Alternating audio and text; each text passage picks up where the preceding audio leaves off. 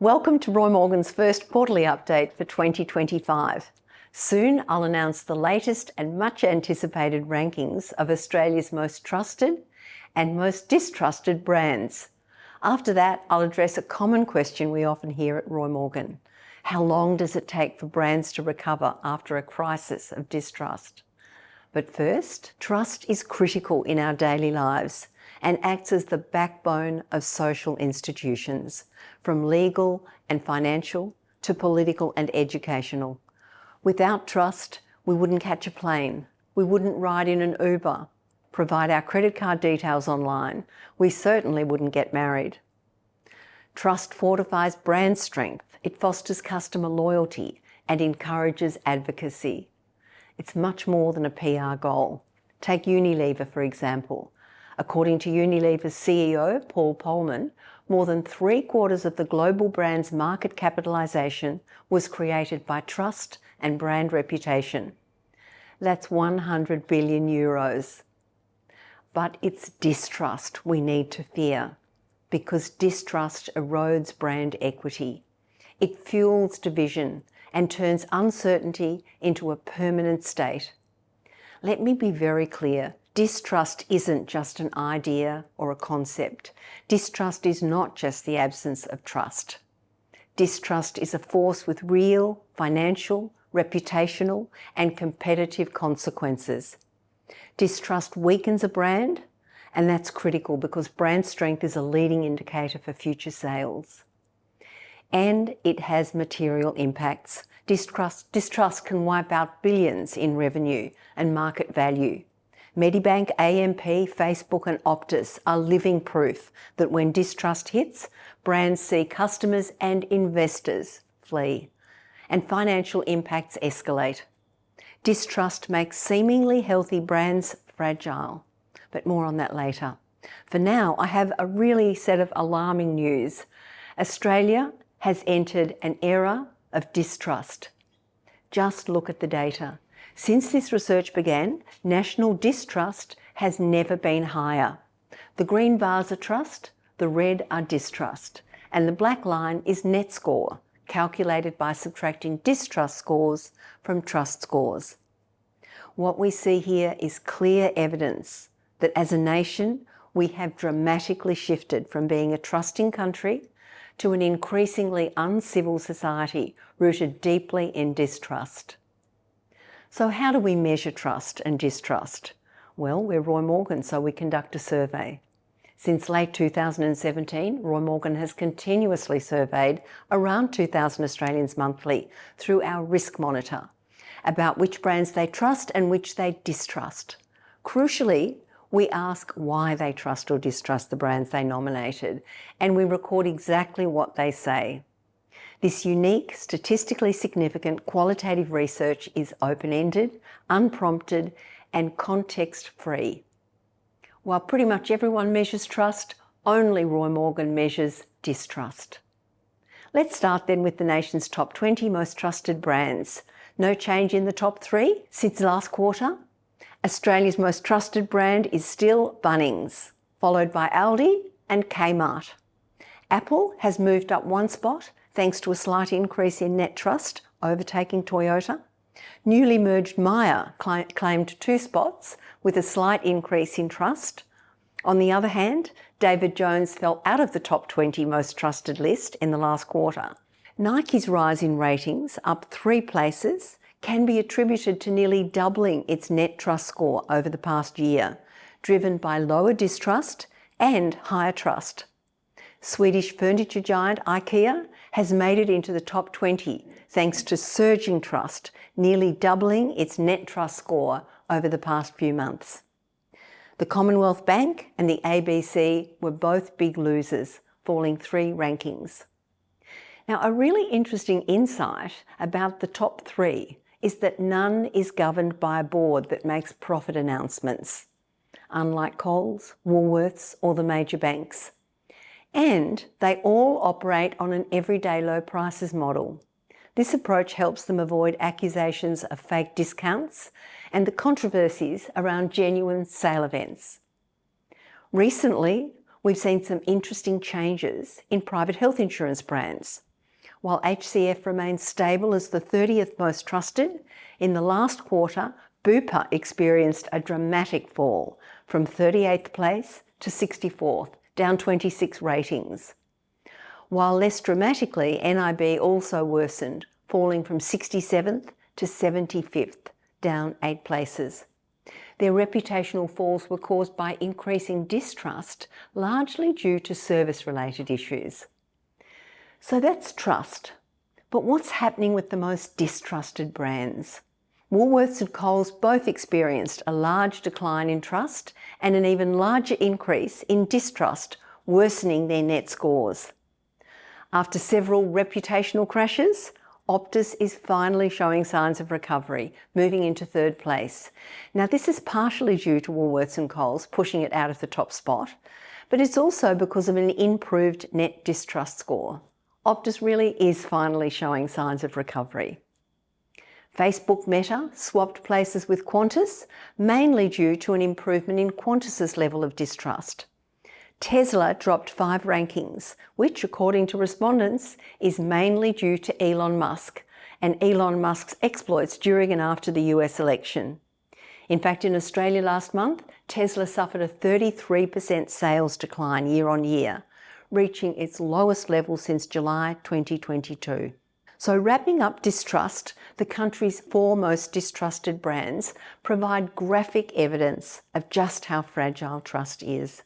Look at the dramatic fall of Woolworths and Coles, the green and red lines.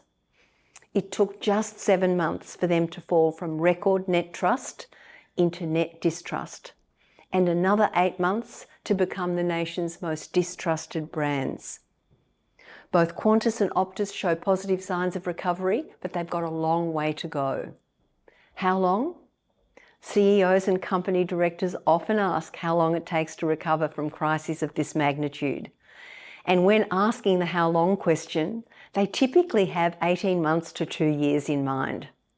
So to provide a more scientific answer, the Roy Morgan Risk Lab developed a benchmark recovery rate to provide a precise, data-driven measure of recovery timelines.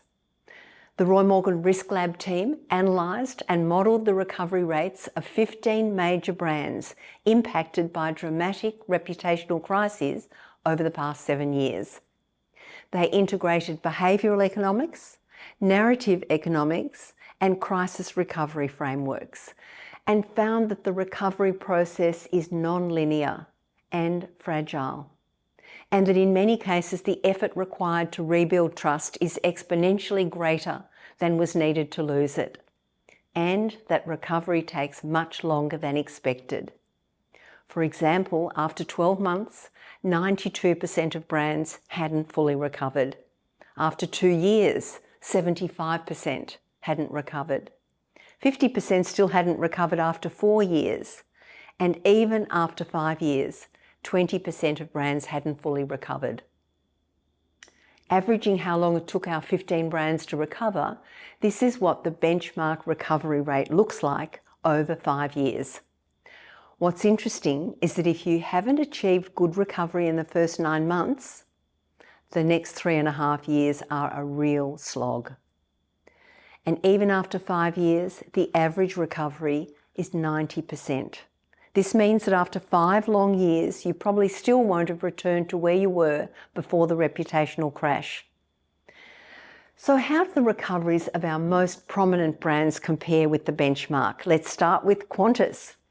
To provide a little context, this slide shows Qantas's gradual decline, the highlighted red line, during COVID years, and its reputational issues climaxed, causing the crash in August-September 2023. During the 4 months following Qantas's worst monthly score, its recovery rate was right on track with the benchmark, the dotted black line. But then a series of court decisions, industrial actions, and pre-publicity for Joe Aston's damning book on Qantas made the recovery bounce up and down. This shows just how non-linear and fragile the recovery rate really is. The good news is that following positive actions by the new leadership team, Qantas is more than halfway back to its former reputational high point. Woolworths' deterioration was even more dramatic than Qantas. It took just 14 months to go from the most trusted to the most distrusted brand, revealing how quickly trust can be lost. This reminds me of an old Dutch saying that trust arrives on foot but leaves on horseback. As of December 2024, just 2 months after their worst month in October 2024, the recovery was on track in November, before falling behind the benchmark recovery rate in December. The brand's challenge is to stay the path and reach that critical 60% recovery point in the first 9 months. The challenge for Coles is almost identical, but it appears to be recovering better than Woolworths 2 months post its worst month. Now back to Optus.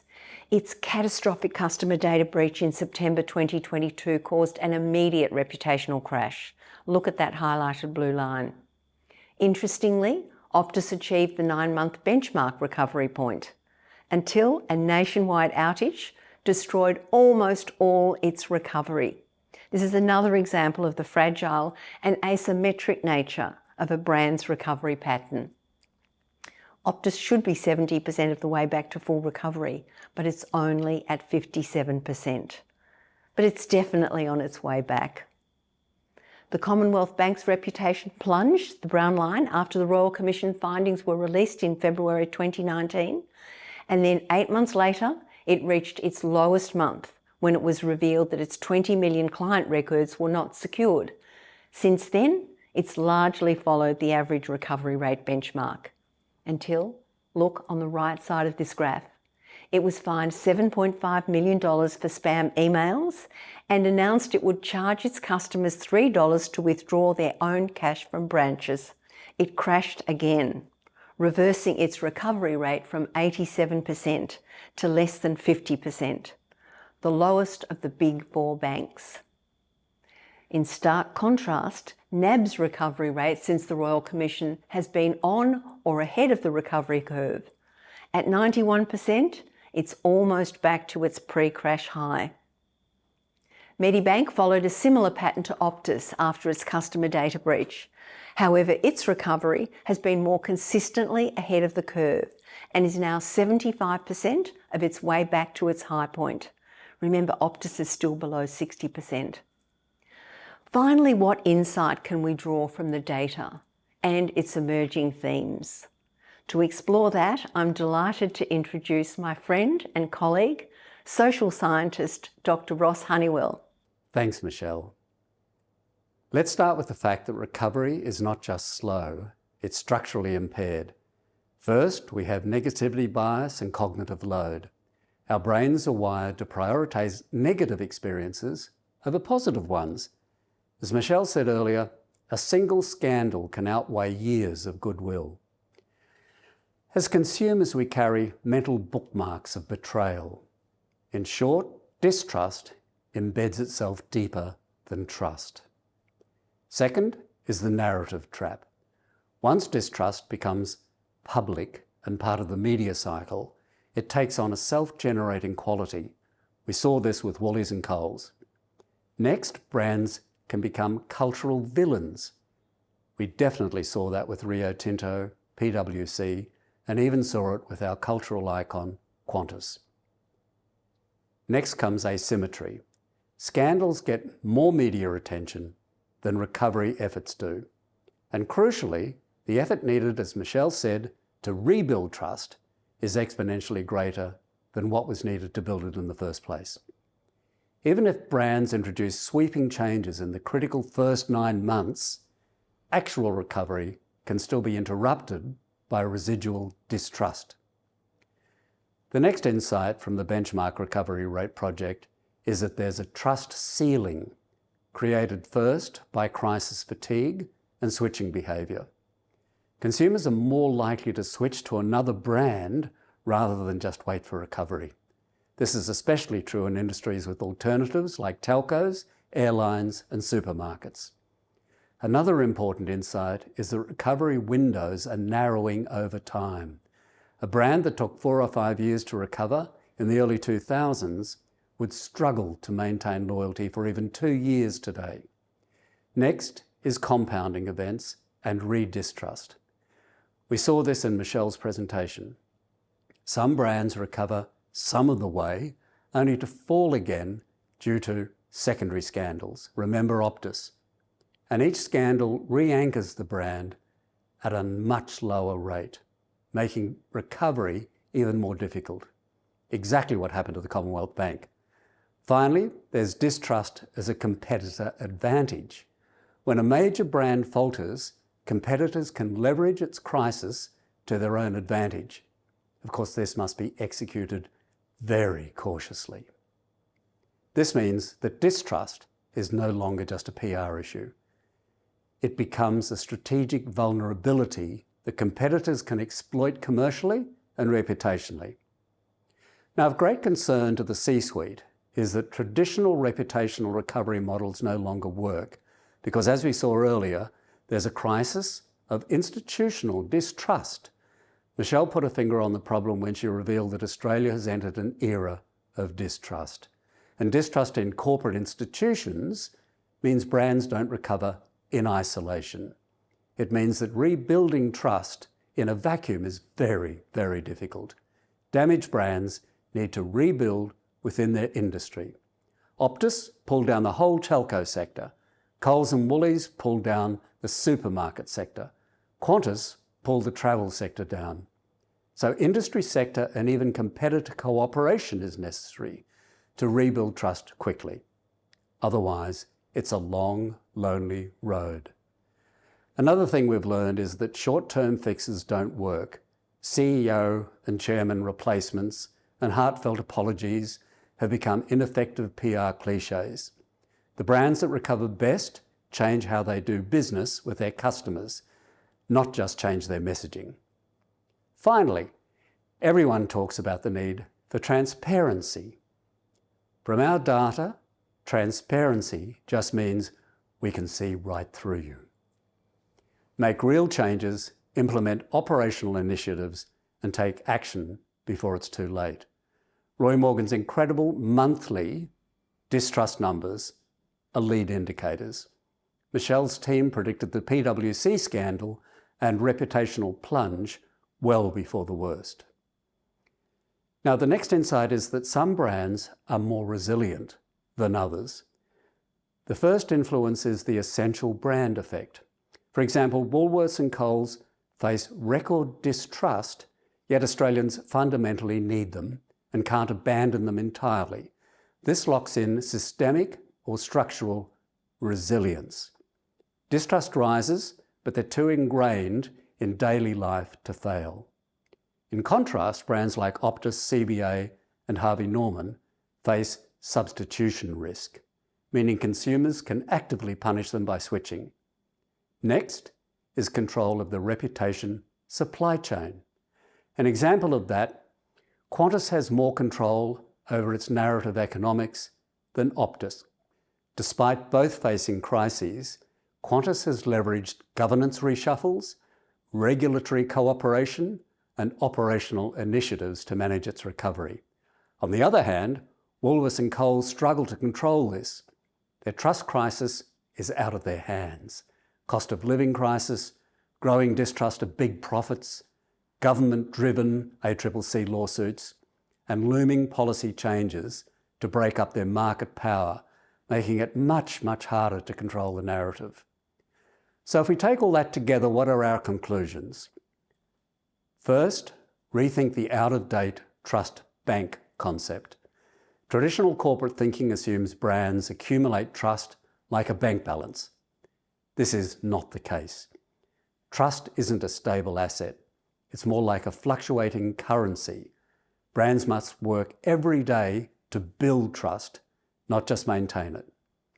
Next is to move from individual brand recovery to industry recovery. Individual brands can't recover alone in sectors where entire industries suffer from distrust, like banks, supermarkets, and telcos. Instead, leading players need to cooperate to create collective trust shifts.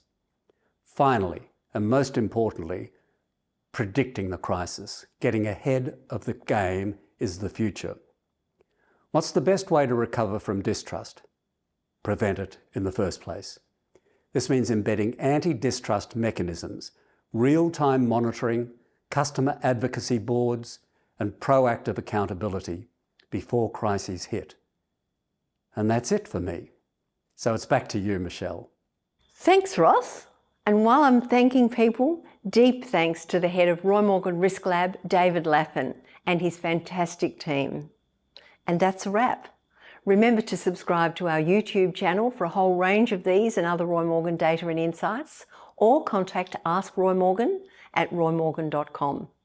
Thank you for joining me today. See you next time.